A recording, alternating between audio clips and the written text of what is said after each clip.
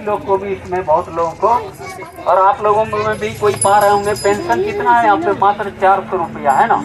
आप सोचिए कि पूरे भारत में सबसे गरीब राज्य, सबसे पिछड़ा राज्य हमारा बिहार, और आपको आश्चर्य होगा कि सबसे कम पेंशन राशि यहीं का है, मात्र 400 रुपया है ना। 400 रुपया, बताइए किसी तरह से क्या ये न्यायोचित है? आप हमसे जो ज्यादा पैसे वाले राज्य हैं बिहार में, जो ज्यादा तरक्की कर रहे हैं, जो विकसित राज्य है, गुजरात को आप देखिए, महाराष्ट्र को आप देखिए, और भी कई राज्य हैं जो साउथ के राज्य हैं, सभी संपन्न राज्य हैं, और बावजूद वहाँ का पेंशन राशि 1000 से स्टार्ट होके 2500 रुपये 3000 तक मिल रहा है। गुजरात जैसा संपन्न राज्य 2500 रुपये पेंशन वहाँ लोग पाते हैं। बताइए, यहाँ गरीबी नहीं है। और आज अपने यहाँ क्या स्थिति है? 400 रुपया पेंशन। बताइए कि 400 रुपये में एक साड़ी होता है आजकल? आपका एक कमीज होता है इस महंगाई के समय में?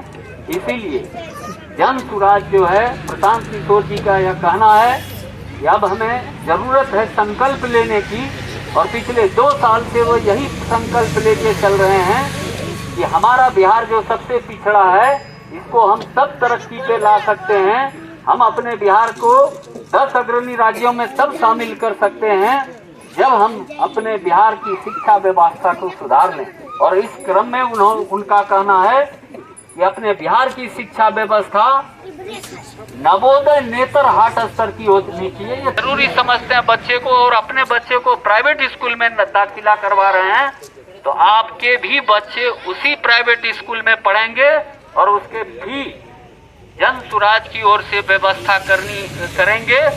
और वो जन सुराज लोकल स्तर पर रोजी रोजगार के तौर पर 10 से 15 हजार यहीं पे कैसे व्यवस्था होगी, युवाओं के लिए हम पलायन न करना पड़े हमें दूसरे प्रदेशों में कमाने के लिए। आप माँ बाप और अपने बच्चे और अपने परिवार के साथ यहीं रह के 10 से 15 हजार कमाएं।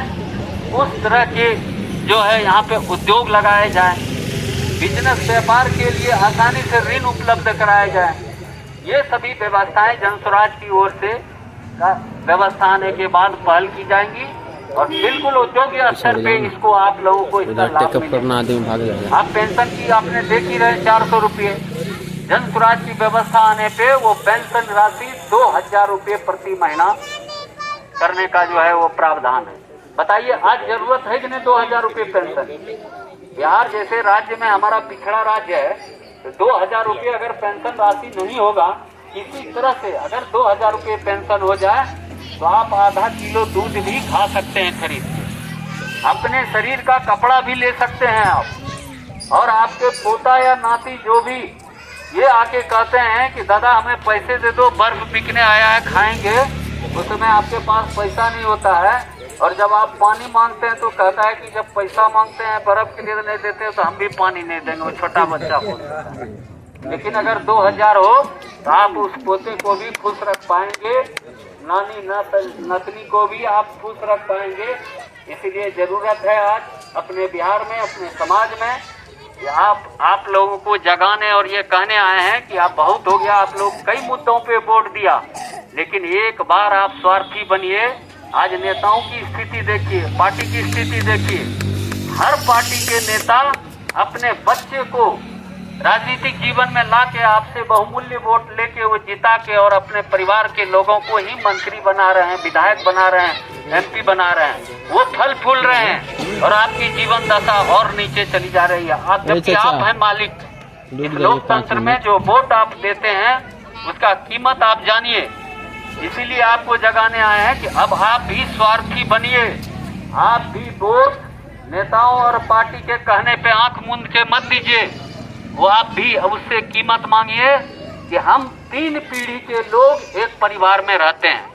बताइए आप लोग चाचा चाची जितने लोग हैं दादा, कि सभी परिवार में 3 पीढ़ी के लोग हैं कि नहीं? एक बच्चा, एक जवान और एक बूढ़ा हर परिवार में होगा, है ना? आप गौर कीजिए, इस तीनों की जरूरत क्या है?